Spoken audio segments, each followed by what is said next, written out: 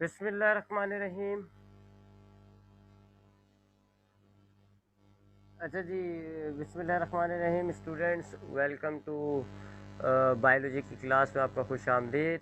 और बायोलॉजी में हमने लास्ट क्लास में चैप्टर 11 शुरू किया था और इस चैप्टर 11 का नाम था इको सिस्टम। काफ़ी इस चैप्टर को हमने काफ़ी हद तक पढ़ लिया था।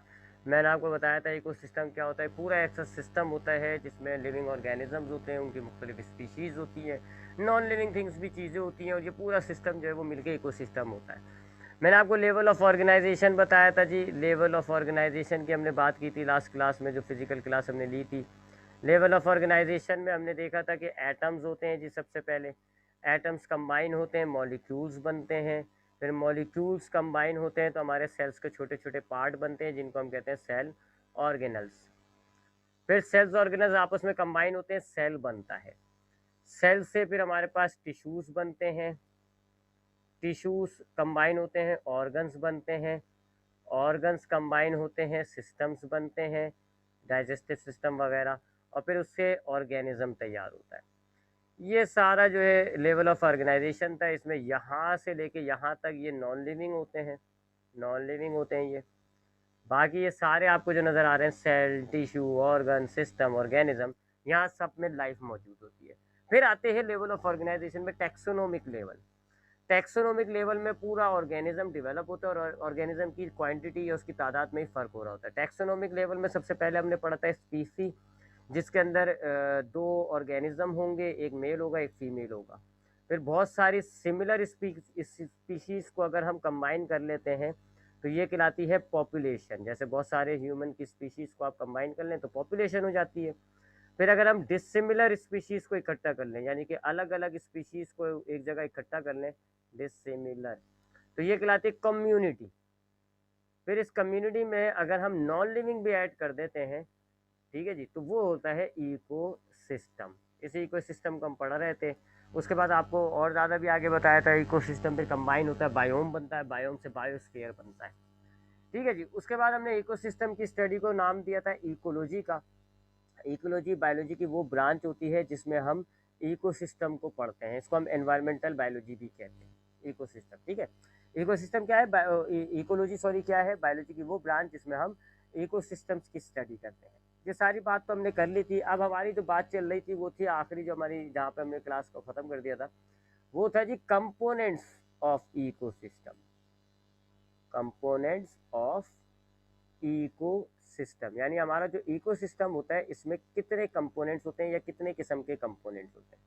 तो हमारे इको सिस्टम में दो किस्म के कंपोनेंट्स होते हैं। पहले को हम कहते हैं ए बायोटिक कंपोनेंट्स, ठीक है जी, कंपोनेंट्स। जबकि दूसरे जो होते हैं उनको हम कहते हैं बायोटिक कंपोनेंट्स। बहुत ही सिंपल सा फर्क होता है इन दोनों के अंदर। बायोटिक, ए बायोटिक जो होते हैं ये नॉन लिविंग्स होते हैं, यानी आपके इकोसिस्टम में जितनी भी नॉन लिविंग चीज़ें होंगी उन सबको आप कलेक्टिवली कह रहे होते हैं कि वो ए बायोटिक कंपोनेंट्स हैं। जबकि आपके इकोसिस्टम में जितने भी लिविंग चीज़ें पाई जा रही होंगी, जितने भी लिविंग चीज़ें, जितने भी लिविंग कंपोनेंट्स पाए जा रहे होते हैं, they are collectively called biotic components. तो अगर आपके पास एक एक शादी हॉल है, उसमें बहुत सारे इंसान हैं, जानवर हैं, परिंदे हैं, पौधे हैं, ये सारे बायोटिक कंपोनेंट्स हो गए। जबकि हवा, पानी, टेम्परेचर, लाइट, ये सारे ए बायोटिक हो गए। बायोटिक जानदार को कह रहे हो आप, ए बायोटिक नॉन लिविंग थिंग्स को कह रहे हो। अब ए बायोटिक कंपोनेंट्स जो होते हैं हमारे पास एनवायरनमेंट में, वो तीन किस्म के होते हैं। इसके तीन टाइप्स होती हैं जी। First one are called climatic factors. इनका ताल्लुक क्लाइमेट यानी कि वेदर से होता है, ठीक है जी। दूसरे जो होते हैं उनको हम कहते हैं टोपोग्राफिक फैक्टर्स। इसका ताल्लुक हमारी अर्थ के स्ट्रक्चर से होता है, अर्थ की बनावट से होता है, टोपोग्राफिक फैक्टर्स का। जबकि तीसरे जो होते हैं वो कहलाते हैं एडेफिक फैक्टर्स। इसका ताल्लुक हमारे अर्थ की सॉइल से होता है, और सॉइल जो है हमारी अर्थ की सबसे ऊपर वाली लेयर को कहा जाता है।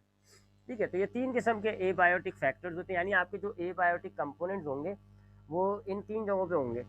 क्लाइमेटिक यानी इसका ताल्लुक आपके एयर से होता है, यानी एयर यानी वेदर कंडीशन से होता है, आपका वेदर की कंडीशन से होगा क्लाइमेटिक फैक्टर्स का। यानी अगर आपके पास आपके इकोसिस्टम में ऐसे नॉन लिविंग थिंग्स या ऐसी नॉन लिविंग कंपोनेंट्स हैं जिनका ताल्लुक वेदर से होता है, एटमोसफेयर से होता है, तो उसको हम कहेंगे कि वो क्लाइमेटिक फैक्टर्स हैं। फॉर एग्जांपल लाइट, इसका भी आपका ताल्लुक वेदर से होता है।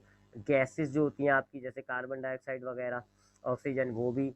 इसी तरह टेम्परेचर का भी आपका ताल्लुक जो है वो, और वाटर का भी ताल्लुक जो है आपका वेदर से, क्लाइमेटिक फैक्टर से होता है। तो क्लाइमेटिक फैक्टर्स क्या होते हैं? आपके वो कंपोनेंट्स आपके इकोसिस्टम में, वो नॉन लिविंग कंपोनेंट्स जिनका ताल्लुक वेदर से हो रहा होता है। आप वेदर से हासिल कर रहे होते हो, वेदर से आप दे रहे होते हो, light, glass, light, gases, temperature, water वगैरह। टोपोग्राफिक का आपकी अर्थ के स्ट्रक्चर से होता है। आपकी अर्थ के अंदर जो स्ट्रक्चर है, आपने पता होगा आपको कि अर्थ जो है उसमें काफ़ी लेयर्स होती हैं। टॉप मोस्ट लेयर सॉइल कहलाती है, उसके बाद नीचे की लेयर्स होती हैं अंदर अंदर, फिर अंदर आपको कोर आ जाता है, इनर कोर, आउटर कोर। तो ये अर्थ का जो स्ट्रक्चर है ना, इसमें भी आपके पास जो है वो नॉन लिविंग थिंग्स हैं। ये भी सब आपके, जाहिर बात है, ये भी नॉन लिविंग थिंग है, और ये आपके इकोसिस्टम का पार्ट है। तो इनको हम कहते हैं टोपोग्राफिक फैक्टर्स। और इसमें पहाड़ियाँ, चट्टानें, ज़मीनें वगैरह सब आ जाएंगी, ठीक है जी। एल्टीट्यूड, गहराइयाँ वगैरह सब आ जाएंगी इसमें। एल्टीट्यूड्स वगैरह आ जाएंगे आपके, माउंटेन स्लोप वगैरह आ जाएंगे, ढलाने वगैरह, ठीक है। ये सब चीज़ें इसमें आती हैं। जबकि इडेफिक फैक्टर्स क्या होते हैं जी? इसका ताल्लुक आपकी सॉइल से होता है। आपकी जो अर्थ की टॉप मोस्ट लेयर होती है उसको हम कहते हैं सॉइल। अर्थ की जो बिल्कुल सबसे ऊपर वाली लेयर है उसको हम कहते हैं सॉइल। तो ये इडेफिक फैक्टर्स का ताल्लुक आपके सॉइल से होता है। अब इसमें आपके सॉइल के अंदर बहुत सारे इनऑर्गेनिक कंपाउंड्स पाए जाते हैं, इनऑर्गेनिक एलिमेंट्स होंगे। इसके अलावा ऑर्गेनिक भी एलिमेंट्स होते हैं आपके पास। इनमें से बहुत सारे आप मटेरियल्स यूज़ कर रहे होते हैं, नाइट्रोजन और वाटर और वगैरह वगैरह। तो वाटर जो है वो हवा में भी हो सकता है जी, in the form of vapours, और एडेफिक फैक्टर्स में भी हो सकता है, in the form of liquid. तो हमारा ये एबायोटिक कंपोनेंट्स होते हैं। एबायोटिक कंपोनेंट्स क्या होते हैं? हमारे इकोसिस्टम में नॉन लिविंग जितनी भी चीज़ें होंगी उनको हम एबायोटिक फैक्टर्स कहते हैं। तीन किस्म के होंगे, क्लाइमेटिक, टोपोग्राफिक या एडेफिक। अगर हमारे जो नॉन लिविंग कंपोनेंट्स हैं उनका वेदर से रिलेशन है, वेदर से ताल्लुक है, तो हम उनको क्लाइमेटिक फैक्टर्स कहेंगे, जैसे कि लाइट होती है, गैसेस होती हैं, टेम्परेचर होता है। टोपोग्राफिक फैक्टर्स कौन से फैक्टर्स होते हैं? जिनका ताल्लुक हमारी अर्थ के स्ट्रक्चर से होता है, रेगिस्तान वगैरह ये सब इसी में ही आ रहे होते हैं।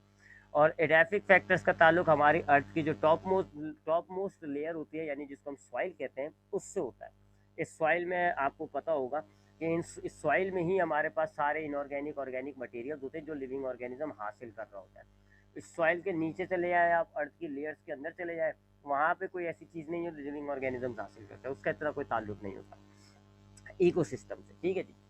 उसके बाद आते हैं बायोटिक कंपोनेंट्स की तरफ। इस तरफ आते हैं जी, बायोटिक कंपोनेंट्स की बात करते हैं। तो बायोटिक कंपोनेंट्स जो होते हैं हमारे पास, तो पहली बात तो ये है कि बायोटिक कंपोनेंट्स किनको कहा जाता है? जो हमारे लिविंग कंपोनेंट्स होंगे, जानदार जो चीज़ें होंगी हमारे इकोसिस्टम में, वो सब आपका मिलकर बायोटिक कंपोनेंट्स बना रहे होते हैं। तीन मेजर टाइप्स होती हैं जी इनके अंदर। एक कहलाते हैं जी प्रोड्यूसर्स, प्रोड्यूसर्स कहलाते हैं, नंबर वन। फिर नंबर टू जो होते हैं उनको हम कहते हैं कंज्यूमर्स, और नंबर थ्री जो है उनको हम कहेंगे डिकम्पोजर्स। तो ये तीन हमारे पास जो है वो जानदार होंगे हमारे इकोसिस्टम के अंदर।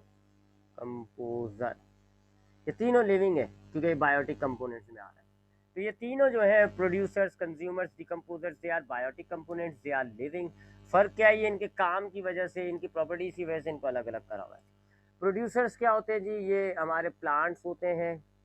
ये एग्जाम्पल्स क्या है इनकी? प्लांट्स हो गए जी, एल्गीज वगैरह हो गई। ये क्या होते हैं जी? ये अपना फूड, ये ऑटोट्रॉप होते हैं, दे आर ऑटोट्रॉप। हमारे जितने भी लिविंग ऑर्गेनिज्म इकोसिस्टम में जो ऑटोट्रॉप्स होंगे ना, उन सबको हम कहते हैं कि दे आर प्रोड्यूसर्स। क्यों? क्योंकि ये प्रोड्यूसर्स क्यों कहा जा रहा है? ऑटोट्रॉप का मतलब हो गया ये फूड प्रिपेयर कर सकते हैं, फूड जो है ये बना सकते हैं by the process of photosynthesis. तो ये आपके इकोसिस्टम में प्रोड्यूस कर रहे होते हैं खाने को, इसलिए हम इनको प्रोड्यूसर्स कहते हैं। फोटोसिंथेसिस नाम का एक प्रोसेस होता है जी, जिसके ज़रिए ये अक्सर खाना बनाते हैं। ज़्यादातर ऑटोट्रॉप्स जो होते हैं, ज़्यादातर प्रोड्यूसर जो होते हैं, वो फोटोसिंथेसिस के ज़रिए खाना बनाते हैं। तो ये हमारे पास जो है हमारे इकोसिस्टम में समझ लें फूड लेकर आ रहे होते हैं, लाइट एनर्जी को कन्वर्ट करके फूड एनर्जी में ला रहे होते हैं, ठीक है, केमिकल एनर्जी में ला के उसको फूड में स्टोर कर रहे होते हैं। तो प्रोड्यूसर्स क्या हो गए? ग्रीन एल्गीज हो गई, प्लांट्स हो गए, ये ऑटोट्रॉप होते हैं, लिविंग, ये जानदार हैं। ये वो ऑर्गेनिज्म है जो अपना खाना खुद तैयार कर रहे होते हैं इकोसिस्टम के अंदर, फोटोसिंथेसिस के जरिए इस्तेमाल करते हैं। कंज्यूमर्स का मतलब होता है इस्तेमाल करना। कंज्यूमर्स कौन होते हैं? जैसे कि एनिमल्स वगैरह। एनिमल्स वगैरह होते हैं, ये क्या होते हैं जी, ये हेटरोट्रॉफ्स होते हैं, यानी ऐसे ऑर्गेनिज्म जो अपना खाना खुद तैयार नहीं कर सकते। ठीक है, तो ये क्या करते हैं जी, फिर ये अपने इर्द गिर्द की चीज़ों को खाते हैं, लिविंग ऑर्गेनिजम्स को खा लेंगे, प्रोड्यूसर्स को खा लेंगे, दूसरे कंज्यूमर्स को खा लेंगे, कंज्यूम करते हैं, ये एनवायरनमेंट से चीज़ें हासिल कर रहे होते हैं, खाने को हासिल करते हैं। तो जितने भी एनिमल्स होते हैं वो इसी कैटेगरी में आ रहे होते हैं कंज्यूमर्स में, बिकॉज दे आर हेटरोट्रॉफ्स। अब कंज्यूमर्स में हमारे पास 3 टाइप्स होती हैं मजीद। ठीक है, कंज्यूमर्स में 3 टाइप होती हैं, एक कहलाते हैं जी 3 भी होती है बाज़-औक़ात, कुछ इकोसिस्टम्स में 4 भी होती हैं। एक कहलाते हैं प्राइमरी कंज्यूमर्स। प्राइमरी कंज्यूमर्स वो होते हैं जो कि किसको खाएंगे जी, ये खाते हैं प्रोड्यूसर्स को, प्लांट्स को खा रहे होते हैं ये। ठीक है जी, यानी कि इनको खाते हैं जी, प्रोड्यूसर्स को खाते हैं, जैसे कि गाय, बकरी, अक्सर आपने इनको देखा होगा, गाय को, बकरी को, ये घास वगैरह खाते हैं। ठीक है, तो किसको खा रहे हैं, प्रोड्यूसर्स को खा रहे हैं, they are called primary consumers. इनको एक और नाम दिया जाता है हर्बीवोरस का। हर्बीवोरस भी बड़ा कॉमन टर्म होता है। हर्बीवोरस कहते हैं जी उन ऑर्गेनिजम्स को जो पौधे खा रहे होते हैं। अब चूंकि ये प्राइमरी कंज्यूमर्स प्रोड्यूसर्स खा रहे हैं, प्रोड्यूसर्स प्लांट्स हैं, लिहाजा ये हर्बीवोरस भी हो गए। फिर दूसरे होते हैं प्राइमरी कंज्यूमर, हाँ, फिर दूसरे होते हैं जी सेकेंडरी कंज्यूमर। सेकेंडरी कंज्यूमर किसको खाते हैं जी, ये प्राइमरी को खाते हैं, ये प्लांट्स को नहीं खा रहे होते, ये प्राइमरी को खा रहे होते हैं। ठीक है जी, मिसाल के तौर पे जितने भी आपके पास जैसे शेर हो गया, वो प्राइमरी को खाता है जी, गाय बकरी को खा जाता है, तो वो क्या हो गया, वो प्राइमरी हो गया। तो ये प्राइमरी को खा रहे होते हैं, इनमें कार्निवोरस भी आ जाएंगे, यानी वो जो सिर्फ गोश्त खाते हैं, यानी प्राइमरी को ही क्या खा रहे होंगे। और ओमनीवोरस भी इसी कैटेगरी में आ जाएंगे। ओमनीवोरस कौन से ऑर्गेनिजम्स होते हैं, वो ऑर्गेनिजम्स जो गोश्त और सब्जी दोनों खा रहे होते हैं। तो ये जो ओमनीवोरस होते हैं, ये अगर सब्जी खाएंगे तो ये किस कैटेगरी में आ रहे होंगे, ये प्राइमरी कंज्यूमर्स में जा रहे होंगे, क्योंकि ये सब्जी खा रहे हैं, प्रोड्यूसर्स खा रहे हैं। और अगर ये गोश्त खाने लग जाएंगे तो ये फिर सेकेंडरी कंज्यूमर्स में आ जाएंगे, क्योंकि ये प्राइमरी को खा रहे होते हैं। ठीक है, तो ये जो होता है ना, ये ओमनीवोरस, ये शिफ्ट होता है जी, कभी ये प्राइमरी कंज्यूमर में भी जा सकता है, सेकेंडरी में भी जा सकता है। फिर आते हैं जी टर्शरी कंज्यूमर्स। टर्शरी कंज्यूमर्स किसको खाते हैं जी, ये अपने ऊपर वाले लेवल को खा रहे थे, यानी कि सेकेंडरी कंज्यूमर्स को खाते हैं। ऐसे चेन बनती जा रही है। टर्शरी के बाद एक और कुछ इकोसिस्टम्स में एक और होता है जी लेवल कंज्यूमर का, उसको हम कहते हैं क्वार्टरनरी। क्वार्टरनरी किसको खाएंगे, ये अपने ऊपर वालों को खाते हैं, यानी कि टर्शरी को फीड करते हैं, टर्शरी से खा जाते हैं। तो ये कंज्यूमर्स हो गए। उसके बाद आते हैं जी डिकम्पोजर्स। डिकम्पोजर्स का मतलब होता है वो चीज़ें जो तोड़ी जाती हैं। ठीक है, डिकम्पोजिशन का मतलब होता है तोड़ना, और डिकम्पोजर कहते हैं उनको जो चीज़ें तोड़ते हैं। ये कौन होते हैं जी, ये माइक्रोस्कोपिक होते हैं, माइक्रोस्कोपिक होते हैं, स्कोपिक, और इनको हम सेम्बायोटिक भी कहते हैं। ठीक है, सेम्बायोटिक या सेप्रोफाइटिक भी वर्ड यूज़ किया जाता है इनके लिए। सेप्रोफाइटिक, तीनों कैटेगरी का। माइक्रोस्कोपिक का मतलब हो गया इतने छोटे कि आपको माइक्रोस्कोप से देखना पड़ेगा। सेप्रोफाइटिक या सेम्बायोटिक का मतलब होता है वो ऑर्गेनिज्म जो पहले तोड़ते हैं बाद में खा जाते हैं। ठीक है, यानी कि किसी भी जिस्म मुर्दे को एंजाइम्स में, उनमें एंजाइम्स डाल के उनके जो कॉम्प्लेक्स मॉलिक्यूल होते हैं उनको तोड़ के सिंपल में कन्वर्ट कर देंगे, और फिर वो सिंपल मॉलिक्यूल्स खा जाते हैं। तो डिकम्पोजर्स क्या करते हैं जी, डिकम्पोजर्स चाहे प्लांट्स हों यानी कि प्रोड्यूसर्स, या कंज्यूमर्स हों, दोनों किस्म के जो ऑर्गेनिजम्स होते हैं जब ये डेड हो जाते हैं, मर जाते हैं, तो ये क्या करते हैं, इनमें अपने एंजाइम्स को खारिज करते हैं, अपने एंजाइम्स इनमें निकालते हैं, फेंकते हैं इन पर। इनके एंजाइम्स की वजह से क्या होता है कि ये जो प्रोड्यूसर्स और कंज्यूमर्स हैं, इनमें जो कॉम्प्लेक्स सब्सटेंसेस होते हैं, बड़े बड़े मॉलिक्यूल्स होते हैं, कॉम्प्लेक्स मॉलिक्यूल्स जो होते हैं, बड़े बड़े मॉलिक्यूल्स, ये टूट जाएंगे, ब्रेक हो जाएंगे, किस में कन्वर्ट हो जाएंगे, सिंपल मॉलिक्यूल्स में, सिंपल मॉलिक्यूल्स में। मिसाल के तौर पे प्रोटीन जो होता है वो एक कॉम्प्लेक्स मॉलिक्यूल होता है, तो ये एंजाइम की मदद से क्या करेंगे, प्रोटीन को तोड़कर उसकी सिंपल फॉर्म ला देंगे, जिसको हम कहते हैं अमाइनो एसिड। तो ये सिंपल मॉलिक्यूल्स में कॉम्प्लेक्स मॉलिक्यूल्स को तोड़कर सिंपल मॉलिक्यूल्स में कन्वर्ट कर लेंगे, और फिर उसको इंजेस्ट कर लेते हैं, यानी कि उसको खा जाते हैं। तो इनकी बॉडी के अंदर डाइजेस्टिव सिस्टम नहीं होता, इसीलिए ये बाहर तोड़ रहे हैं। ये जो काम है ना, प्रोटीन बड़े बड़े कॉम्प्लेक्स मॉलिक्यूल को सिंपल मॉलिक्यूल में कन्वर्ट करना, ये डाइजेशन कहलाता है। इनकी बॉडी में डाइजेस्टिव सिस्टम नहीं होता, क्योंकि ये तो खुद ही बेचारे माइक्रोस्कोपिक है, क्या सिस्टम होगा इनके अंदर। तो इसी वजह से चूंकि इनके पास डाइजेस्टिव सिस्टम नहीं होता, लिहाजा एंजाइम्स प्रोड्यूस करके ये बॉडी के बाहर ही डाइजेशन कर रहे हैं, और फिर डाइजेस्टिव सिंपल मॉलिक्यूल्स जो होते हैं उसको ये इंजेस्ट कर लेते हैं। तो ये हमारे पास हो गए जी कुछ कंपोनेंट्स। दो किस्म के कंपोनेंट्स होते हैं हमारे पास इकोसिस्टम में। नॉन लिविंग कंपोनेंट्स को हम एबायोटिक कहते हैं, लिविंग कंपोनेंट्स को हम बायोटिक कहते हैं। एबायोटिक कंपोनेंट्स जो है अगर वो उनका वेदर से ताल्लुक होता है तो उनको हम क्लाइमेटिक फैक्टर्स कहते हैं, स्ट्रक्चर ऑफ अर्थ से ताल्लुक होता है तो टोपोग्राफिक कहते हैं, सॉइल से ताल्लुक होता है तो इडेफिक कहते हैं। जबकि लिविंग कंज्यूमर्स जो होते हैं यानी कि लिविंग कंपोनेंट्स यानी कि बायोटिक कंपोनेंट्स वो हमारे पास 3 किस्म के हैं। अगर वो ऑटोट्रॉप होते हैं, खाना खुद प्रिपेयर कर लेते हैं तो हम उनको कहते हैं प्रोड्यूसर्स। अगर वो किसी दूसरे ऑर्गेनिज्म को खा रहे हैं, हेटरोट्रॉप हैं, खाना प्रोड्यूस नहीं कर सकते तो हम उनको कहते हैं कंज्यूमर्स। और अगर वो इन्हीं प्रोड्यूसर कंज्यूमर्स की डेड बॉडी को तोड़कर उनके सिंपल मॉलिक्यूल्स को खा जाते हैं उनको हम कहते हैं डिकम्पोजर्स। डिकम्पोजर्स की एग्जांपल्स में अगर आपको दूं तो बैक्टीरिया वगैरह जो होता है, फंगस वगैरह जो होता है, बैक्टीरिया ज़्यादातर, वैसे फंगस वगैरह भी, ठीक है, दे आर डिकम्पोजर्स। अब चेन बनती है जी, यहाँ पे हम देख रहे हैं एक बायोटिक कंपोनेंट्स में हमारे पास एक चेन बनती जा रही है। कैसे जी?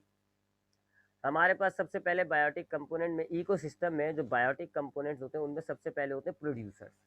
ये ऑटोट्रॉप होते हैं, खाना खुद तैयार कर लेते हैं जी, ऑटोट्रॉप्स होते हैं, ये अपना खाना खुद तैयार कर लेते हैं। फॉर एग्जाम्पल प्लांट्स, ठीक है जी, ये प्लांट्स है।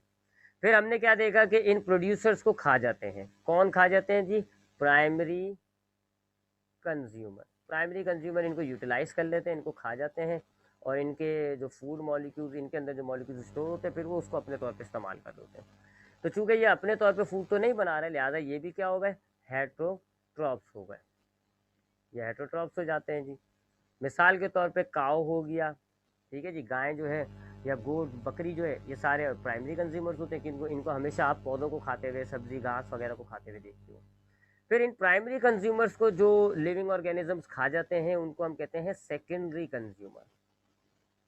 सेकेंडरी कंज्यूमर,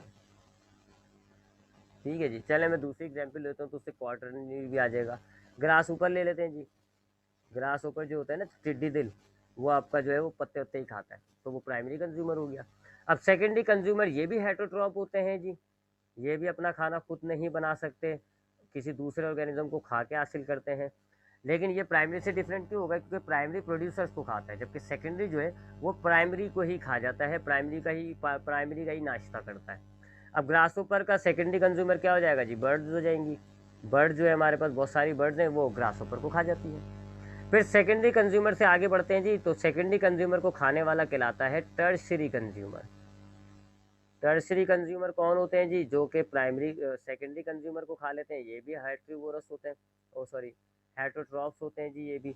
मिसाल के तौर पे स्नेक जो है, स्नेक भी नहीं बल्कि ईगल, हाँ स्नेक ही कर लेते हैं। स्नेक जो है वो बर्ड्स को खा जाता है, बहुत सारे स्नेक्स जो हैं वो बर्ड्स को खा जाते हैं, तो ये टर्शरी कंज्यूमर हो जाते हैं। कुछ इकोसिस्टम्स में टर्शरी के बाद इनको भी खाने वाला एक और होता है, उसको हम कहते हैं क्वार्टरनरी। क्वार्टरनरी कंज्यूमर्स, ये इनको ही खा जाते हैं जी, टर्शरी को। और हेटरोट्रॉप्स हैं ये भी, जाहिर बात है। मिसाल के तौर पे स्नेक को जो है वो ईगल खा जाती है, तो ईगल जो है वो एक टर्शरी कंज्यूमर हो गया, क्वार्टरनरी।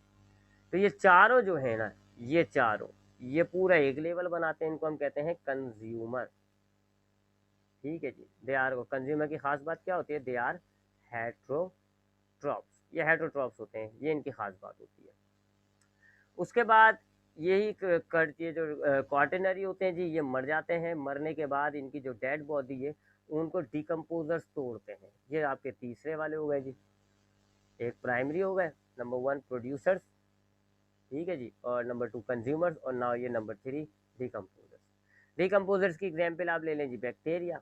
ये क्या करेगा? आपके ये जो क्वार्टरनरी मरा है इनकी बॉडी को तोड़कर इनके सिंपल मॉलिक्यूल्स बना लेगा और इंजेस्ट करके अपने लिए एनर्जी प्रोड्यूस करेगा। और जो बाकी मटेरियल बचे हुए हैं वो ज़मीन में मिल जाएंगे, और ज़मीन से फिर उनको कौन यूटिलाइज कर लेता है? उनको प्रोड्यूसर्स पानी के साथ साथ उन मटेरियल्स को यूटिलाइज कर लेते हैं। तो एक चेन बन जाती है, इस चेन को हम कहते हैं फूड चेन। देख लो आप, चेन बन गई है पूरी, तो इसको आप कहते हो फूड चेन। प्रोड्यूसर से स्टार्ट हुई, फिर प्राइमरी कंज्यूमर, फिर प्राइमरी कंज्यूमर्स को खा गया सेकेंडरी, सेकेंडरी को खा गया टर्शरी, टर्शरी को खा गया क्वार्टरनरी। क्वार्टरनरी मारा तो डिकम्पोजर्स ने उनको तोड़ा, जो मॉलिक्यूल्स निकले वो प्लांट्स ने वापस हासिल कर लिए, दोबारा आप घूमकर प्रोड्यूसर्स पर आ गए। तो ये पूरी एक साइकिल सी बन रही है, और इस साइकिल को हम कहते हैं फूड चेन या फूड साइकिल भी कहते हैं, इसको फूड चेन भी कहते हैं, ठीक है। इसको फूड चेन भी कहते हैं आप इसको, और फूड साइकिल भी यूज करते हो इसके लिए वर्ड, ठीक है जी। अब साइकिल की बात आ रही है तो साइकिल्स पर ही चलते हैं। अब साइकिल्स क्या होती हैं, जरा उसकी बात कर लेते हैं। अब इसको साइकिल्स या रिसाइकलिंग कह ले तो ज़्यादा बेहतर वर्ड होता है।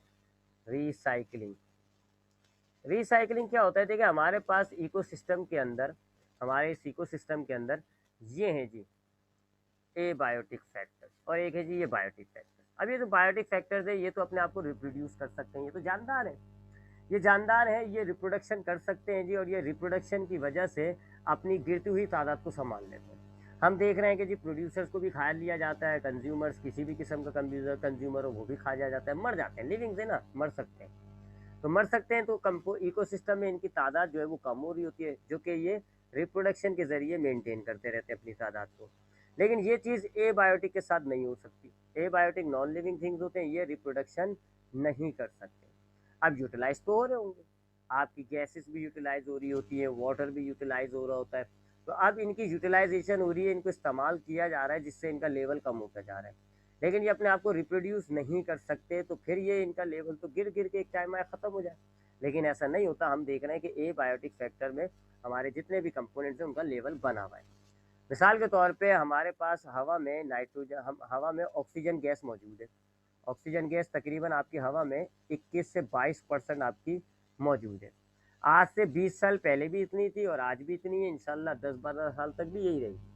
हवा में आपके पास ऑक्सीजन की जो कंसनट्रेशन है वो है 21%। अब ये मेंटेन कैसे, हालांकि लिविंग ऑर्गेनिज्म तो इसको यूटिलाइज कर रहा है। लिविंग ऑर्गेनिज्म आपके इकोसिस्टम में जितना भी लिविंग ऑर्गेनिज्म है, प्राइमरी, सेकेंडरी, टर्शरी या डिकम्पोजर, सारे रिस्पायरेशन में ऑक्सीजन को यूटिलाइज करते हैं। इस्तेमाल हो रही है ऑक्सीजन, अब किसी चीज़ को इस्तेमाल करो वो तो कम होनी चाहिए, तो ऑक्सीजन तो 21% से रिड्यूस हो जानी चाहिए, लेकिन नहीं होता। इसी तरीके से कार्बन डाइऑक्साइड गैस जो है हमारी एयर में 0.02% के करीब मौजूद है। पहले भी इतनी थी, अब भी इतनी है। हालांकि बहुत सारे एनिमल्स जो हैं इस कार्बन डाइऑक्साइड को प्रोड्यूस करते हैं, रेस्पायरेशन करेंगे तो कार्बन डाइऑक्साइड प्रोड्यूस होगी, हवा में शामिल होगी, तो कार्बन डाइऑक्साइड का तो इंक्रीज होना चाहिए रेट, लेकिन नहीं जी, कार्बन डाइऑक्साइड का भी रेट मेंटेन है। तो ये जो आपके नॉन लिविंग फैक्टर्स हैं जी, जैसे कि गैसेस वगैरह हो गई, वाटर वगैरह हो गया, मिनरल्स हो गए आपके, इनका लेवल मेंटेन हुआ हुआ है because of this recycling. Recycling की वजह से इनका लेवल मेंटेन हुआ हुआ है। किस तरह मेंटेन हुआ हुआ है, कहीं पर से ये इस्तेमाल हो रही हैं और सपोज करें जी ऑक्सीजन इस्तेमाल होकर 15% रह गई, तो कहीं से ये बनती भी है ऑक्सीजन, आपकी बनती भी है, यानी कि यहाँ पे देखें जी 6% आपकी तकरीबन जो है वो यूटिलाइज हो गई, ऑक्सीजन कितनी रह गई 15%। लेकिन कहीं से ये आपकी 6% ऑक्सीजन जो है ये बन भी जाएगी और वापस आपकी ऑक्सीजन जो है वो किस लेवल पे आ गई, 21 लेवल पे। साइकिल बन जाती है। कुछ आपके इकोसिस्टम में कुछ जगह होंगी जहाँ पर ये ऑक्सीजन इस्तेमाल हो जाएगी, कुछ जगह होंगी वहाँ से ऑक्सीजन बनकर आपकी शामिल हो जाएगी और आपका ऑक्सीजन का लेवल मेंटेन हुआ होगा। तो ये होती है जी साइकिल, इसको हम रिसाइकलिंग भी कहते हैं। कि आपका कोई मटेरियल अगर इस्तेमाल हो रहा है तो वो फिर क्रिएट भी होता है और आपके उस मटेरियल में शामिल हो जाता है, आपके पास हर मटेरियल का एक लेवल मेंटेन हुआ होगा। इसको हम साइकिल कहते हैं जी। सबसे पहले हम देखते हैं नाइट्रोजन साइकिल की बात करते हैं जी। नाइट्रोजन साइकिल के हमारे पास जो नाइट्रोजन है हवा में, उसकी जो कंसंट्रेशन है वो कैसे मेंटेन हुई है जी। उसकी कंसंट्रेशन जो मेंटेन हुई है वो एक साइकिल की मदद से मेंटेन हुई है, उसको हम कहते हैं नाइट्रोजन साइकिल। हवा में आपके पास जो सबसे ज़्यादा गैस है वो नाइट्रोजन ही है। हवा में तकरीबन नाइट्रोजन जो है वो 70% के करीब हमारे पास जो है वो नाइट्रोजन पाई जाती है। 78%, आई गेस 78% के करीब हमारे पास नाइट्रोजन गैस हवा में मौजूद है। ठीक है, तो 8 तो लिख दूँ इसको, पॉइंट हाँ ये रहा बड़ा, हाँ जी। तो हमारे पास हवा में तकरीबन जो है वो 78% नाइट्रोजन पाई जा रही है और नाइट्रोजन यूटिलाइज भी होती है। नाइट्रोजन के बहुत सारे काम हैं। आपके जितने भी प्रोटीन्स होते हैं जिनमें अमाइनो एसिड, जो प्रोटीन्स अमाइनो एसिड से मिलकर बने हुए होते हैं, और अमाइनो एसिड में नाइट्रोजन बहुत काम की चीज़ है। अमाइनो एसिड जो है उसकी, अगर हम अमाइनो एसिड जो होते हैं लिख देता हूँ पहले मैं। अमाइनो एसिड के अंदर 3-4 किस्म के मॉलिक्यूल्स होते हैं, कार्बन, हाइड्रोजन, ऑक्सीजन और नाइट्रोजन। तो देख लें नाइट्रोजन यूटिलाइज हो रहा है। अमाइनो एसिड प्रोटीन, जितना भी लिविंग ऑर्गेनिज्म है सब में प्रोटीन लाजमी होगा और प्रोटीन के अंदर नाइट्रोजन लाजमी होगा, तो नाइट्रोजन यूटिलाइज होती है जी in the formation of amino acid. इसी तरह जितने भी प्लांट्स होते हैं जिनमें क्लोरोफिल पाया जाता है, जो ऑटोट्रॉप होते हैं, तो ये जो क्लोरोफिल मॉलिक्यूल होता है, क्लोरोफिल पिगमेंट होता है, इसमें भी नाइट्रोजन होता है। ठीक है जी। इसी तरीके से डीएनए, आरएनए, यानी कि ये जो न्यूक्लिक एसिड्स होते हैं, जैसे कि 2 किस्म के न्यूक्लिक एसिड्स होते हैं, एक हम कहलाता है DNA, एक कहलाता है RNA। इनमें भी नाइट्रोजन होता है, नाइट्रोजन बेसिस की शक्ल में, याद होगा आपको, adenine, guanine, thymine, cytosine, uracil, ये सारे नाइट्रोजन बेसिस हैं और इनमें जो है वो नाइट्रोजन पाया जाता है। तो नाइट्रोजन जो है लिविंग ऑर्गेनिज्म में मौजूद है, क्लोरोफिल की शक्ल में मौजूद है, न्यूक्लिक एसिड्स की शक्ल में मौजूद है, अमाइनो एसिड्स की, प्रोटीन्स की शक्ल में मौजूद है। तो नाइट्रोजन बहुत ही अहम चीज़ हो जाती है लिविंग ऑर्गेनिज्म की। बगैर नाइट्रोजन के लिविंग ऑर्गेनिज्म नहीं रहेंगे, ख़त्म हो जाएंगे, मर जाएंगे। तो अब चूंकि लिविंग ऑर्गेनिजम्स को नाइट्रोजन की ज़रूरत होती है, अमाइनो एसिड्स की फॉर्मेशन में भी ज़रूरत है, क्लोरोफिल में भी ज़रूरत होती है, न्यूक्लिक एसिड में भी। तो इसका मतलब है हवा में जो नाइट्रोजन है 78%, ये 78% नहीं रहनी चाहिए। ये तो लिविंग ऑर्गेनिज्म इसको इस्तेमाल करके इसको डिक्रीज कर दें, लेकिन नहीं, ऐसा नहीं होता। हवा के अंदर जो है नाइट्रोजन का लेवल जो है वो मेनटेन हुआ हुआ है 78% तक। क्यों? क्योंकि कुछ प्रोसेस जो है वो आपकी नाइट्रोजन को, सर्टेन प्रोसेस जो है वो आपकी नाइट्रोजन को रिड्यूस करेंगे। ठीक है जी। इसी तरीके से कुछ प्रोसेस ऐसे होंगे जो आपकी नाइट्रोजन की कंसंट्रेशन को इंक्रीज करेंगे और ये दोनों मिलकर आपकी नाइट्रोजन साइकिल बना देंगे। तो कुछ आपके पास प्रोसेस होंगे, जैसे कि अभी आपको बताऊंगा, नाइट्रिफिकेशन वगैरह, ये आपके नाइट्रोजन को रिड्यूस कर देंगे। नाइट्रोजन का लेवल 78 से ड्रॉप हो जाएगा। लेकिन फिर कुछ प्रोसेस ऐसे होंगे जो नाइट्रोजन बना के हवा में शामिल कर देंगे, नाइट्रोजन का परसेंट 78 हो जाएगा। तो वो फिर आपकी ये दोनों मिल के जो है, ये दोनों प्रोसेस मिल के आपकी क्या बनाएंगे जी, नाइट्रोजन साइकिल बनाएंगे। ये साइकिल बना देते हैं। अब नाइट्रोजन साइकिल की बात करें अगर हम, नाइट्रोजन साइकिल में 3 पार्ट्स हैं। पहला कहलाता है नाइट्रोजन फिक्सेशन, दूसरा कहलाता है डिकम्पोजिशन,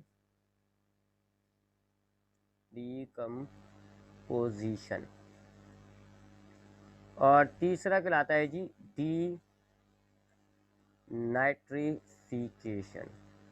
नाइट्रोजन साइकिल में ये 3 स्टेप्स या 3 प्रोसेस शामिल होते हैं, नाइट्रोजन फिक्सेशन, डिकम्पोजिशन और डीनाइट्रिफिकेशन। तो नाइट्रोजन साइकिल में ये 3 एनर्जी स्टेप्स, नाइट्रोजन फिक्सेशन होगा, डिकम्पोजिशन होगा और डीनाइट्रिफिकेशन होगा। नाइट्रोजन फिक्सेशन क्या होता है जी? नाइट्रोजन फिक्सेशन के अंदर हवा की जो नाइट्रोजन होती है उसको किसी कंपाउंड की सूरत में लाया जाता है। नाइट्रोजन जो होगी ना हवा में N2, इसको कन्वर्ट किया जाएगा किसी नाइट्रोजन कंपाउंड में, जैसे कि नाइट्रोजन ऑक्साइड, NO2, NO3 या अमोनिया वगैरह, किसी भी फॉर्म में कंपाउंड में ऐसे लाया जाता है। क्यों लाया जाता है? क्योंकि ये जो नाइट्रोजन गैस है ये हवा में जो मौजूद है ये गैस फॉर्म में, और गैस फॉर्म में इसको ऑर्गेनिज्म ले नहीं सकता। ऑर्गेनिज्म इसको गैस फॉर्म में कैसे लेगा? नाइट्रोजन तो नहीं आ सकती। तो हवा में जो आपकी नाइट्रोजन मौजूद है which is in the form of gas. पहला स्टेप क्या होगा? Nitrogen fixation. नाइट्रोजन फिक्सेशन में क्या होगा? आपकी ये जो हवा में नाइट्रोजन है गैस की फॉर्म में, ये किसी दूसरे कंपाउंड, दूसरे एलिमेंट के साथ मिलकर अब ये कोई सॉलिड फॉर्म में आ जाएगी। ये नाइट्रोजन डाइऑक्साइड वगैरह जो है ये सॉलिड फॉर्म में आ जाएंगे और फिर अभी आपके नीचे आएंगे। ये नाइट्रोजन डाइऑक्साइड अभी सॉलिड फॉर्म में नहीं आएंगे, बताता हूँ कैसे। तो अब जरा इस प्रोसेस को ज़रा डिटेल में देख लेते हैं। नंबर 1 है जी नाइट्रोजन फिक्सेशन। नाइट्रोजन फिक्सेशन, अब नाइट्रोजन फिक्सेशन में क्या होता है जी? हवा के अंदर जो नाइट्रोजन होती है ना N2, ये कन्वर्ट होगी किसी कंपाउंड के अंदर, कन्वर्ट होगी किसी कंपाउंड के अंदर। वो कंपाउंड गैस भी हो सकता है, वो कंपाउंड जो है वो लिक्विड भी हो सकता है, सॉलिड भी हो सकता है। बहरहाल कन्वर्ट होके ये फिर ज़मीन पे आ जाती है। इसको हम कहते हैं नाइट्रोजन फिक्सेशन। नाइट्रोजन फिक्सेशन 3 तरीक़ों से होती है। आपकी नाइट्रोजन साइकिल में नाइट्रोजन फिक्सेशन 3 तरीक़ों से होगी। नंबर 1 होगा जी by non symbiotic, by non symbiotic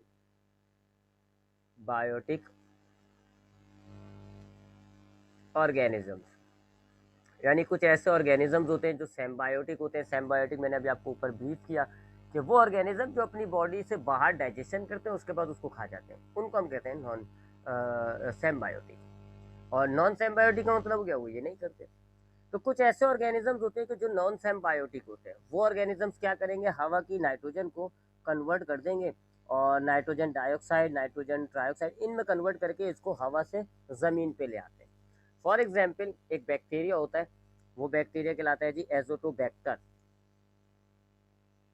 ये करता है जी ये काम बहुत, ठीक है, एजिटोबैक्टर।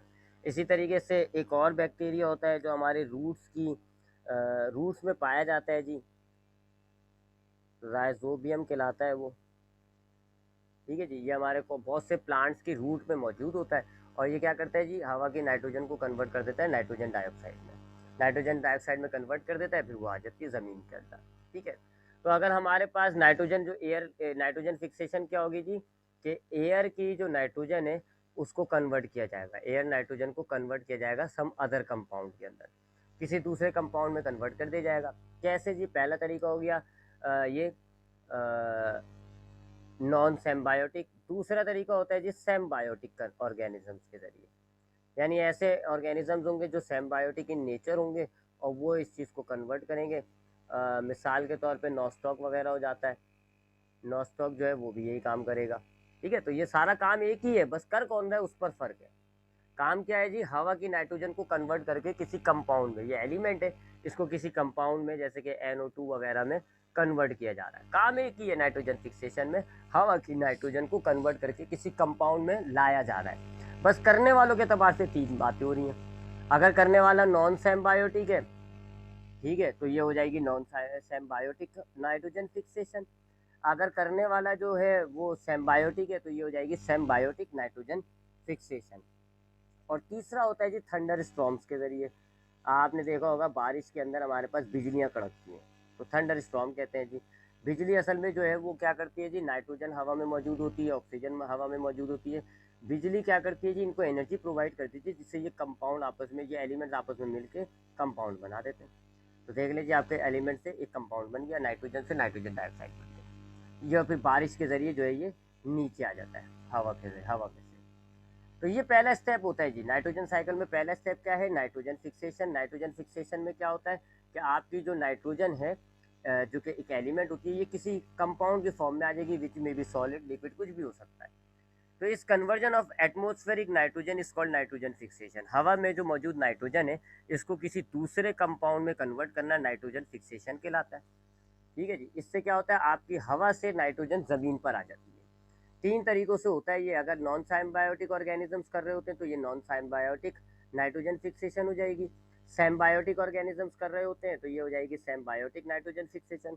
और अगर वो जो बिजली कड़कती है उससे अगर नाइट्रोजन ऑक्सीजन कंबाइन होकर कंपाउंड बन जाता है तो ये कहलाएगी थंडर स्टॉर्म। उसके बाद दूसरा नाइट्रोजन साइकिल में जो दूसरा प्रोसेस होता है उसको हम कहते हैं डीकम्पोजिशन। डीकम्पोजिशन में अब आपका ये जो नाइट्रोजन है ये टूट टाट के किसी तरीके से मिलेगा। अब हमारे पास हमने देखा है नहीं, ये डीकम्पोजिशन में क्या होता है कि हम नाइट्रोजन को किसी दूसरे तरीके से, अभी नाइट्रोजन फिक्सेशन में अपने हवा की नाइट्रोजन को ज़मीन पे लाएं और फिर इस नाइट्रोजन को, ये जो हवा की नाइट्रोजन है इसको प्लांट वगैरह एब्जॉर्ब कर सकते हैं, खा जाएंगे, पानी वानी के अंदर डिजोल्व करके इसको अंदर ले आएंगे। तो नाइट्रोजन फिक्सेशन में क्या हुआ, हवा की, एयर की नाइट्रोजन कन्वर्ट होकर कंपाउंड की शक्ल में ज़मीन पर आ गई, ठीक है जी। उसके बाद इस कंपाउंड को वाटर में डिसॉल्व करके प्लांट एब्जॉर्ब कर लेता है, प्लांट में नाइट्रोजन आ गई। प्लांट इस नाइट्रोजन को कार्बन हाइड्रोजन ऑक्सीजन के साथ मिला के अपने लिए कंपाउंड बना देगा, प्रोटीन, क्लोरोफिल वगैरह। एक तो ये तरीका हो गया जी ऑर्गेनिजम्स में नाइट्रोजन हासिल करने का, नाइट्रोजन फिक्सेशन। एक होता है डिकम्पोजिशन। डिकम्पोजिशन क्या होता है जी, हमारे ऑर्गेनिजम्स अगर डेड करते हैं, मर जाते हैं, ऑर्गेनिजम्स हमारे अगर मर जाते हैं तो उनकी लाशें ज़मीन पर पड़ी हुई होती हैं। अब इस ऑर्गेनिज्म के अंदर सारा किस्म का कंपाउंड है, कार्बोहाइड्रेट भी, प्रोटीन भी और वगैरह वगैरह, लिपिड्स वगैरह सब। अब उस प्रोटीन में नाइट्रोजन है तो इस ऑर्गेनिज्म में नाइट्रोजन नाम की एक एलिमेंट मौजूद हो गया ना। तो जब हम मरेंगे तो हमारी बॉडी जब ज़मीन पे जाएगी, हमारी बॉडी के अंदर कार्बोहाइड्रेट, नाइट्रोजन वगैरह सब स्टोर हुआ हुआ है। अब यहाँ से कुछ इस ये डिकम्पोजिशन प्रोसेस में क्या होगा, इस ऑर्गेनिज्म को तोड़ के इसमें से नाइट्रोजन हासिल की जाएगी, इस ऑर्गेनिजम्स को तोड़कर इसमें से नाइट्रोजन हासिल की जाएगी, इसको हम कहते हैं डिकम्पोजिशन। जरूरी नहीं ऑर्गेनिजम्स, अगर कोई दूसरा कंपाउंड है जैसे कि NO2, इसमें से आप नाइट्रोजन निकाल लो, ये भी डिकम्पोजिशन कहलाएगी। लेकिन हमने इसको तीसरे स्टेप बोला हुआ है डीनाइट्रिफिकेशन, क्यों वो मैं आपको नीचे बताऊंगा। तो अब ये दूसरा तरीका हो गया जी ऑर्गेनिजम्स के लिए नाइट्रोजन बनाने का। पहला तरीका क्या हो गया, नाइट्रोजन फिक्सेशन, जिसमें हवा की नाइट्रोजन किसी भी कंपाउंड की शक्ल में ज़मीन पर आ रही है, फिर उनको ये ऑर्गेनिजम्स हासिल कर लेते हैं। दूसरा होगा डिकम्पोजिशन, कोई भी ऑर्गेनिजम्स मरेगा तो उसमें जो नाइट्रोजन कंपाउंड की सूरत में स्टोर है उसमें से निकालना डिकम्पोजिशन कहलाता है। अब ये होती है दो तरीकों से होती है जी। एक कहलाती है, फर्स्ट वन इज अमोनिफिकेशन, पहले अमोनिफिकेशन होता है, अमोनिफिकेशन, अमोनिफिकेशन, और उसके बाद दूसरा जो है वो नाइट्रिफिकेशन होता है। अमोनिफिकेशन में क्या होगा कि ये जो ऑर्गेनिज्म के अंदर जो नाइट्रोजन के कंपाउंड्स हैं, नाइट्रोजन के जो कंपाउंड्स हैं ये ब्रेक किए जाते हैं जी, ये टूटेंगे और ये बनेगा किसके अंदर, अमोनिया के अंदर कन्वर्ट हो जाएगा। अमोनिया होता है NH3, नाइट्रोजन और 3 हाइड्रोजन, इसमें कन्वर्ट हो जाएगा। इस वाले हिस्से को हम कहेंगे अमोनिफिकेशन। तो अमोनिफिकेशन में क्या होता है, जो ऑर्गेनिजम्स के अंदर ऑर्गेनिक कंपाउंड होंगे वो ब्रेक होंगे और वो किस में कन्वर्ट हो जाएंगे, अमोनिया में। और फिर अमोनिया को टूटना जो है वो कहलाएगा दूसरा वाला स्टेप, उसको हम कहते हैं नाइट्रिफिकेशन, खाली नाइट्रिफिकेशन। तो नाइट्रिफिकेशन में क्या होगा कि ये जो अमोनिया है आपका, अमोनिया, अब ये ब्रेक हो जाएगा जी, और ये किसके अंदर ब्रेक हो जाएगा, वही NO2 में। तो चूंकि सेम ये इस वाले स्टेप में भी देखे ना, ये NO2 बन रहा था, कहाँ है ये NO2 बन रहा था, तो इसको हमने क्या कहा था, नाइट्रोजन फिक्सेशन। इसीलिए यहाँ पे भी हमने क्या वर्ड यूज किया, नाइट्रिफिकेशन। एक ही बात होती है, नाइट्रिफिकेशन का मतलब नाइट्रोजन फिक्सेशन। तो ये हो गया दूसरा स्टेप नाइट्रोजन साइकिल का, डीकम्पोजिशन। तीसरा स्टेप होता है जी डीनाइट्रिफिकेशन, डीनाइट्रिफिकेशन। अब ये उल्टा होता है। अब आपने हवा की नाइट्रोजन को ज़मीन पे ले आए, आप ज़मीन पर आ गई, प्लांट्स ने उसको एब्जॉर्ब कर लिया। अब अगर हमें उल्टा करना है जी, नाइट्रोजन की तादाद हवा में कम हो गई है और अब हमें नाइट्रोजन के कंपाउंड्स को तोड़कर उसमें से नाइट्रोजन निकाल के हवा में डालनी है, उसको हम कहते हैं नाइट्रिफिकेशन। तो नाइट्रिफिकेशन, डीनाइट्रिफिकेशन क्या होगा, NO2 को ब्रेक करके आप नाइट्रोजन बना के हवा में डाल दो। ये भी कुछ बैक्टीरिया वगैरह करते हैं डीनाइट्रिफिकेशन के लिए, बहुत सारे बैक्टीरिया होते हैं, इससे हमारी मटेरियल ज़मीन के अंदर नाइट्रोजन की कंसनट्रेशन कम होती है, हवा में बढ़ जाती है। तो अब हम इस नाइट्रोजन साइकिल को ज़रा डायग्रामेटिकली शक्ल में लें तो ये हमारे पास है जी हवा के अंदर, चलें उसको तरीके से बनाते हैं अच्छी सी। ये हमारे पास है जी हवा, दैट इज़ अवर एयर, ठीक है, ये हमारे पास हवा है और इस हवा में हमारे पास जो है नाइट्रोजन है, किस फॉर्म में, N2 की फॉर्म में, एक गैस की फॉर्म में। कितनी है जी, अराउंड 78%, तकरीबन 78% के करीब हमारे पास हवा में नाइट्रोजन मौजूद है। एक तरीका क्या होगा जी, आप इस हवा की नाइट्रोजन को कन्वर्ट करके नीचे लाओगे किस फॉर्म में, नाइट्रोजन डाइऑक्साइड, NO2। आपने ये हवा में से नाइट्रोजन ली और आपने इस हवा में से नाइट्रोजन को कन्वर्ट किया NO2 में और ये ज़मीन पे आ जाएगी। अब ये कहाँ आ गई, ये आपकी सॉइल में आ गई नाइट्रोजन। इस वाले हिस्से को हम कहते हैं नाइट्रोजन फिक्सेशन। ये क्या हुई, ये हुई नाइट्रोजन फिक्सेशन, ठीक है जी। अब ये नाइट्रोजन फिक्सेशन जो है ये मैंने आपको बताया जी, सेम्बायोटिक ऑर्गेनिज्म से हो रही है तो ये सेम्बायोटिक नाइट्रोजन फिक्सेशन होगी, नॉन सेम्बायोटिक से हो रही है तो ये नॉन सेम्बायोटिक होगी, थंडर स्टॉर्म से हो रही है तो ये 3 तरीके होते हैं इसके।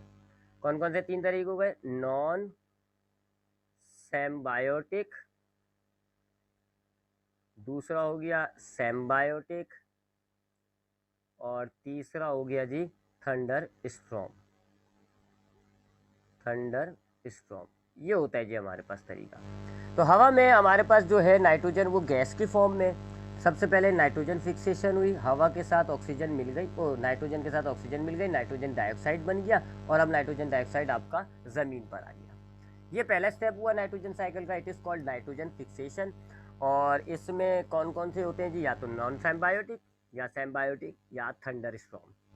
अब इस नाइट्रोजन डाइऑक्साइड को वाटर वगैरह के साथ मिलाकर ये सॉइल के ही अंदर हो रहा है मामला, और कौन ले लेता है इसको, प्लांट्स, प्लांट्स हासिल कर लेते हैं इनको। प्लांट्स के अंदर नाइट्रोजन आ जाता है, प्लांट्स उस नाइट्रोजन को इस्तेमाल करता है जी, अपने लिए प्रोटीन्स वगैरह बना लेता है। अब जब वो प्रोटीन बना लेगा वो अपने अंदर स्टोर कर लेगा। अब इन प्लांट्स को खा जाते हैं जी कंज्यूमर्स, तो अब वो एनिमल्स में आ गई, ठीक है जी। अब प्लांट्स ने क्या करा, नाइट्रोजन ली, नाइट्रोजन, ये जो नाइट्रोजन ऑक्साइड आया था ये पानी के अंदर डिजोल्व करके इसने प्लांट्स ने ले ली, नाइट्रोजन प्लांट के अंदर आ गया, प्लांट इस नाइट्रोजन के जरिए प्रोटीन बना के अपने अंदर स्टोर कर लेगा। तो अब नाइट्रोजन जो है वो प्लांट में आ गया। अब इन प्लांट्स को जब एनिमल खाएगा तो नाइट्रोजन इन में आ जाएगा, नाइट्रोजन जो है वो इन में आ जाता है। इसी तरीके से जब ये मर आते हैं, ऐसा भी होता है जी, इनको और दूसरे तरीके से कैसे मिलती है, या आपके पास डेड ऑर्गेनिजम्स हैं, ज़मीन में आपके पास डेड ऑर्गेनिजम्स पड़े हुए हैं, इनके अंदर भी नाइट्रोजन स्टोर हुई हुई है, तो इनमें से भी नाइट्रोजन जो है वो स्टोर होकर इनको मिल जाती है। यानी कि ऐसे ही इनको नहीं मिल जाती, ऐसे लगा लेते हैं हम कि इधर ये नाइट्रोजन डाइऑक्साइड बन जाती है। बहुत सारे डेड ऑर्गेनिजम्स हैं, उनको भी तोड़ ताड़ के उनमें से भी जो है वो नाइट्रोजन डाइऑक्साइड बना के आपके सॉइल में शामिल कर दी जाती है, जिसको फिर वो प्लांट वगैरह ले लेते हैं। इस वाले प्रोसेस को हम कहते हैं डीकम्पोजिशन। ये दूसरा स्टेप हो गया जी, डीकम्पोजिशन। और इसमें पहला स्टेप डीकम्पोजिशन 2 हिस्सों में होता है, पहले अमोनिफिकेशन होता है, फिर नाइट्रिफिकेशन होता है। ठीक है जी। अब उसके बाद क्या होगा जी, हमारे पास बहुत सारे ये ऑर्गेनिजम्स मर जाते हैं। ये वाला भी मर जाएगा, ठीक है, डेड ऑर्गेनिजम्स में आ जाएगा। ये भी मर जाएगा, डेड ऑर्गेनिज्म में आ जाएगा। अब डेड ऑर्गेनिजम्स में एक तो डिकम्पोजिशन होगी, ये नाइट्रोजन ऑक्साइड वापस बन रही है जिससे सॉइल में आ रही है। ये देखें, एक साइकिल कंप्लीट हो गई। ये आपके डेड ऑर्गेनिजम्स में नाइट्रोजन थी, डिकम्पोजिशन हुई, नाइट्रोजन ऑक्साइड बन गया, वापस ज़मीन में मिल गई। ज़मीन में मिल गए, नए प्लांट्स ने उनको हासिल कर लिया, नए प्लांट से नए एनिमल में फिर दोबारा बन गई ये। तब आपकी सॉइल में तो मेंटेन हो रही है। अब हवा में नहीं जा पा रही, देखें हवा में तो वापस नहीं आई ना। अब हवा में कैसे आती है जी, ये डेड ऑर्गेनिजम्स जो हैं इनके अंदर से एक प्रोसेस होता है जिसको हम कहते हैं डीनाइट्रिफिकेशन। डीनाइट्रिफिकेशन। और इस डीनाइट्रिफिकेशन में बहुत सारे डीनाइट्रीफाइंग बैक्टीरिया होते हैं, वो ये काम करते हैं। और वो क्या करते हैं जी, ये NO2 जो है इसमें से ऑक्सीजन को अलहदा कर देंगे, नाइट्रोजन जो है वो वापस हवा में शामिल हो जाएगी, साइकिल कंप्लीट हो जाएगी। तो थोड़ी कॉम्प्लिकेटेड साइकिल होती है जी ये नाइट्रोजन साइकिल। तो इस साइकिल को हमने देख लिया आज की क्लास में, इतना सही है जी। और इंशाल्लाह नेक्स्ट क्लास में हम बाकी साइकिल्स को देख लेंगे। कोड आपको मैंने कहा था, तो कोड देखिएगा जी। अब मैं आपको दिखाऊंगा कोड कहाँ लिखा हुआ है जी। ये लिखा हुआ कोड 021, कराची का जो डायलिंग कोड है ना, ये 021, that is the code of the file. इस फाइल को, कोड को मैंने आपको बताया था क्या करना है जी, ये आपका कोड हो गया जी। और आज की क्लास में हम बस इतने ही इसको हिस्से को स्टडी करेंगे। इंशाल्लाह नेक्स्ट क्लास में हम जो है वो 2 साइकिल्स और पढ़ेंगे, कार्बन डाइऑक्साइड ऑक्सीजन की साइकिल और वाटर साइकिल। ख्याल रखिएगा अपना, अल्लाह हाफ़िज़।